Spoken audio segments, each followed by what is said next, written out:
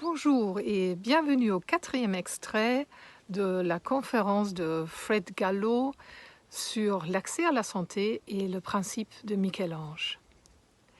Je suis Christiane Stossi, psychologue, psychothérapeute, formatrice en hypnothérapie et aussi en psychologie énergétique.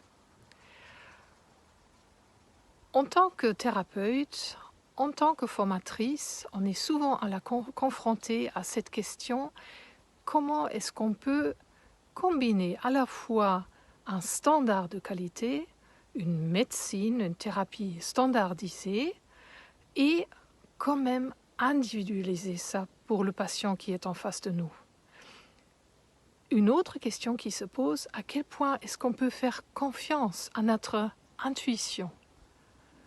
Voilà, venez découvrir ce que Fred Gallo a à dire sur ce thème-là. I remember a physician saying to me one time, he would work with people that had seizure disorders. And he said, Fred, he says, what I do is, he says, so I have this person who they have epilepsy. And so we do a blood test and we find out that they're not at a clinical level of the medication. So they don't have enough whatever medication they're prescribing to control the Dilantin or whatever. He says, but they're not having seizures. Okay, so I find they're not having seizures.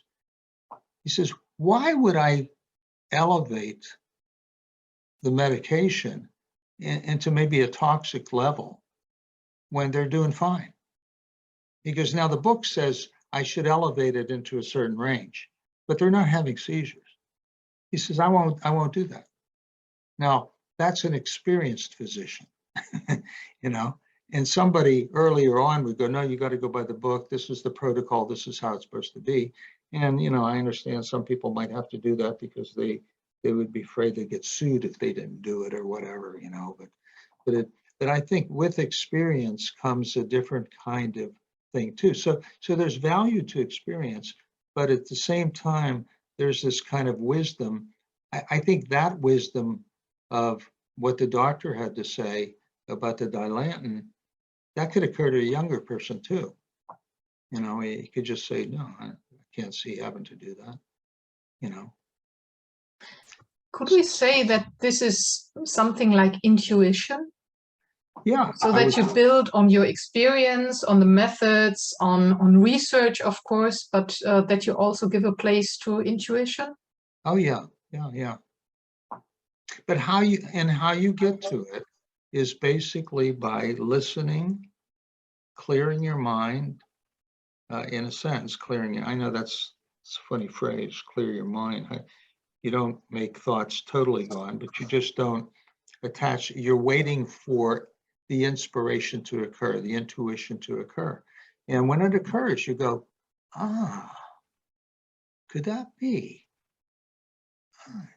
It just sort of comes out of the blue. And then you check it out with your client. There's, in my book, The Tapping Toolbox, I go into what I call the Relita model. And it is about how to do that, how to get in touch with that. Now, the thing is, I think sometimes tapping can work in the service of that too. It's like, for me to be able to get to a higher level of understanding about thought and so on, sometimes what I got to do is tap out the thoughts so that the stress level, because when you're more in stress, you don't have access to that very well. You have access to that better when you're feeling secure